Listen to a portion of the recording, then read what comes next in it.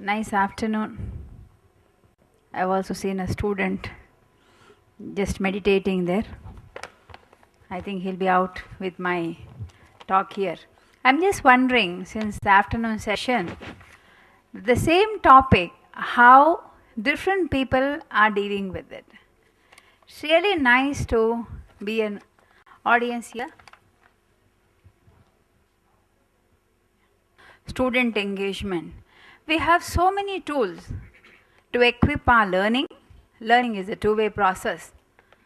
Therefore, how are we going to manage our time utilizing the supporting teaching tools and involving the student without distracting him and putting him into the clear conceptual learning? We all know that the life of a student depends on the curriculum designed by a teacher. Curriculum is very, very important. Segregating the syllabi for pre-primary, primary and high school and organizing learning in both formal and informal ways will help a child visualize his future in a very optimistic way. Curriculum must be designed with the end in mind, what the child is going to learn after completing PP, then those are the skills to be learned during the pre-primary.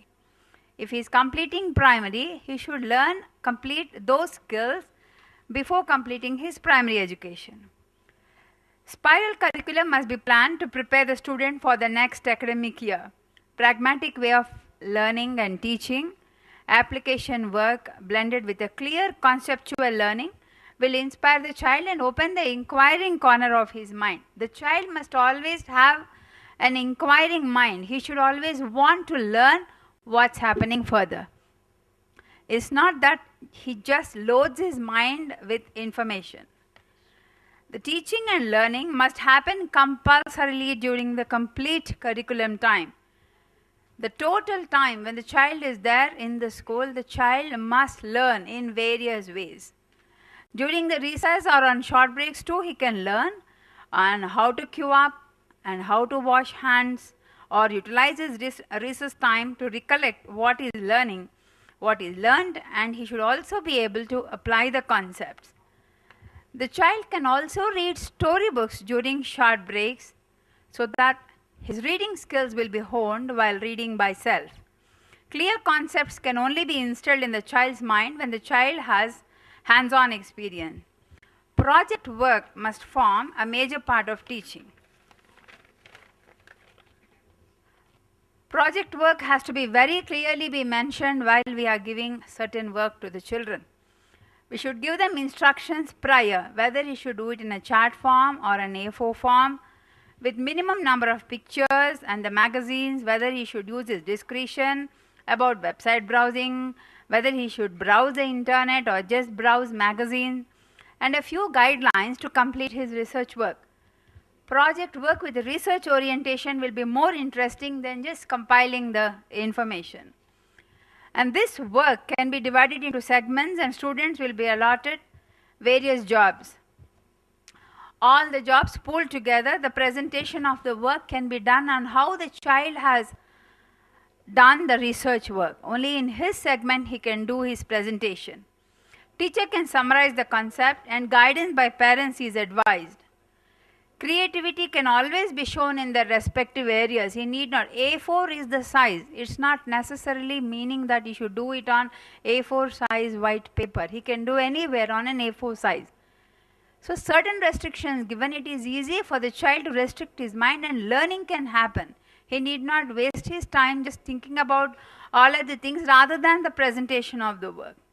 Teachers can always fine-tune this project by adding YouTube films, interactive board films or clear concepts. Chalk and talk has always ruled the teachers and the teaching world for ages. Usual teaching aids like models have always been there to allow the students to visualize to a certain extent. 3D vision allows a child to think beyond. We have seen in the interactive board that there is a picture of a heart, and really the heart is shown inside how it is and outside how you can zoom it. It's really a wonderful anatomy of the picture which we have seen. Higher order thinking skills can be developed, and explosion in the field of technology allows a child to participate in the classroom discussion and engage himself in comprehending the topic, elevate his thinking level. The child should be allowed to think what happened after this lesson, what would have happened, and summarizing the curriculum plan. Interactive tools like websites, YouTube, CDs, DVDs will facilitate a teacher to speak for her. And in the meantime, the teacher shouldn't confuse herself as to how much time to be allotted for information and communication technology, and she should plan her work very well. The more they plan, the more better their lesson is going to be. For example, it is necessary to use interactive boards, it is necessary to use technology, because however well the teacher might explain World War I, a short YouTube film creates a further interest in reading the whole lesson. For example, a teacher talking about plants, specifically a rose plant, she can pot 10 plants. In the process, she can show the variation in all the chlorophyll content of the plant and discriminate a rose plant from other plants and discuss on the nature of leaves and discuss on the way the leaves are growing.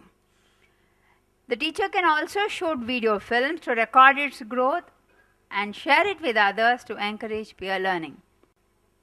Introduction of Theory of Multiple Intelligence by Howard Gardner will help a teacher to allow the student understand the topic with great interest.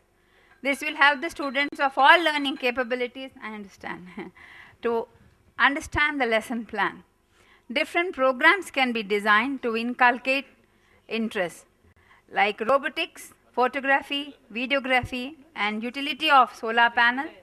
And these courses can also be certified by the school to allow a student to open his mind and decide on his future career. After all, learning should happen for holistic development of a child and learn to apply knowledge.